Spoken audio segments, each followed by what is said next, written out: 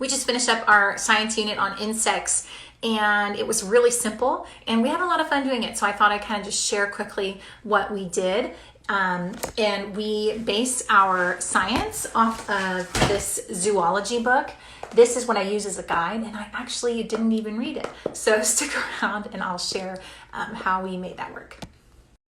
First, what I did to prepare for this is I just look at the lesson in the textbook. So it's entomology, and I flip through and I just kind of, I don't read it. I just look and see, okay, what are we covering? Because knowing that is going to help me when I head to the library to pick out some books. So that's my next step. Once I kind of have an idea of what's going on, then I head to the library. And I didn't even put anything on hold. I went to the nonfiction section. I found where they had their insect section, and I picked the books and opened them up, and I chose the ones that I thought my kids would be interested in, ones that I thought they would sit through. Now, I also usually will try to pick a book like this, just some sort of reference book that we can refer to if we're reading about something and we want to kind of look more in depth at a certain type of bug or something like that. So really just 2 steps to getting ready for it.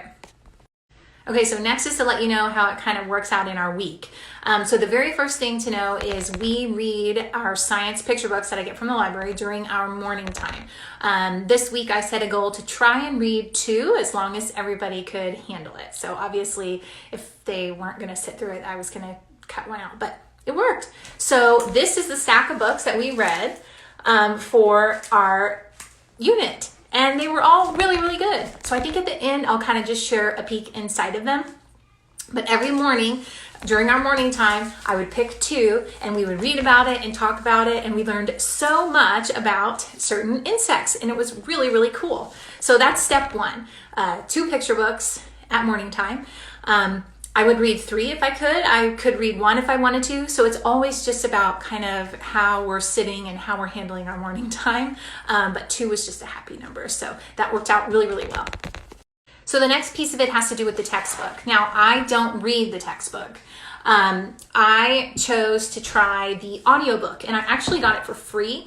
I have Audible, and I used one of my credits to purchase the audiobook for this text. Now, I will tell you, I've said this before, it's actually the old edition, and this is the newer edition. So their insect lesson was not even lesson 2, like in here. So it's not quite the same, but it just didn't really bother me because it's still about insects, and that's what counts. So we actually listen to it at lunch, and if we're doing any kind of like coloring activity or something like that, we'll keep listening to it. So we actually got through the whole lesson on Monday, and so then that part was done, and it was easy, and we could all listen to it together.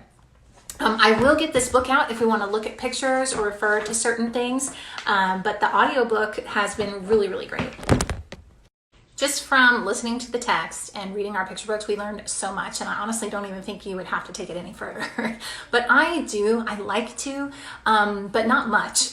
I try to push myself to pick one extra thing that I can do during the week. And so the way that it worked out is on Monday, we kind of went on a bug hunt. I gave my kids some jars and we went searching for bugs in my yard. There's plenty. And we just kind of spent like 40 minutes outside just looking for bugs. And that was super fun. And then that afternoon, they picked one of the bugs and we did a nature journal together. And actually when we were working on this, that's when we listened to the rest of our audiobook for the lesson. So that's really the only extra thing that we did. And that's it. We school for 4 days a week. So we did the whole thing, this whole insect unit in 4 days. And I feel like it's really simple. So textbook, audiobook, library books, a nature journal, some observations, picture books. So I got cut off, but what I was trying to say is it's so simple. That's how it feels to me, and I hope it feels that way to you, and that's why I want to share it here. I know a lot of people get overwhelmed with science, or it's not one of their favorite things. My problem with science is I actually just really like history more.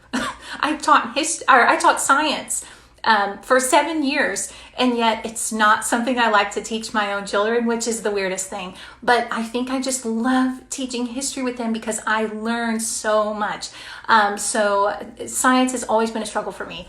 So coming up with just kind of like this simple way of doing it has been really, really helpful. And it feels like we have succeeded in learning certain things. So the last thing I'm going to do is just quickly kind of show you the books if you want to see inside. I don't think that you need these specific books if you want to study insects, but some of them are really cute. So maybe if one sticks out to you, you can check it out.